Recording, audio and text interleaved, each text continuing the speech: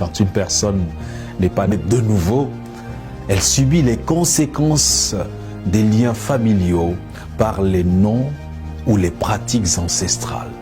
Quand une personne vit délibérément dans le péché, elle se prive des bénédictions du Très-Haut. Quand l'interdit est sous ta tente, dans ta maison, c'est le règne de la stagnation, le gouffre des pertes. Quand tu utilises des objets ou substances pour des prières, quand tu t'accroches à un péché secret, quand tu gardes rancune, quand tu hais et parles mal des autres, tu es sous le coup de l'interdit, tu respires la défaite et tu perds courage. Pour conquérir la terre promise, Josué et toute l'armée d'Israël devaient renverser Jéricho. C'est l'une des plus splendides citadelles du pays de Canaan. Et miraculeusement, les murs de Jéricho sont tombés. Comme dans le temps, Dieu est prêt à faire de grandes choses, à opérer de grandes délivrances pour ses enfants. À peine le peuple avait-il savouré cette victoire qu'il s'est remis à la conquête de la petite ville d'Aï. Contre cette ville, Josué et toute son armée ont essuyé une lourde et honteuse défaite. Josué est dans les larmes et une profonde détresse rendue lui révèle le problème. Je lui dis, Israël a péché. Ils ont transgressé mon alliance que je leur ai prescrite. Ils ont pris des choses dévouées par interdit. Ils les ont dérobées et ont dissimulées. Ils les ont cachées parmi les bagages.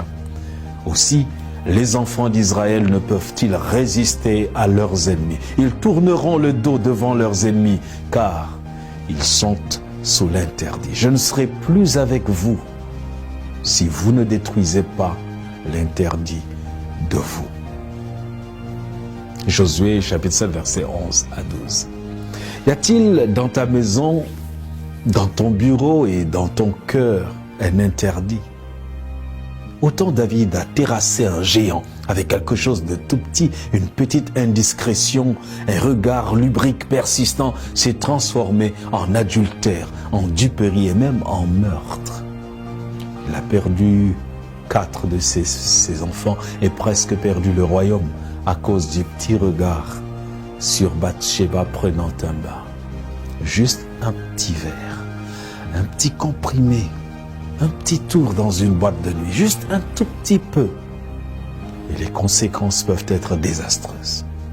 Il faut absolument rompre avec toute forme d'occultisme, de relation avec les démons par la voyance, de fétichisme, d'abomination. Ouvrez votre cœur à Dieu, invitez-le dans votre vie, renoncez à l'ancienne vie.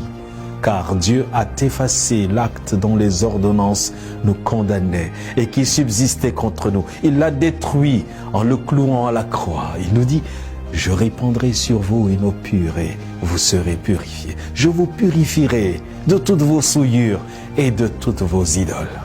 Ézéchiel 36, verset 25. Que Dieu te bénisse.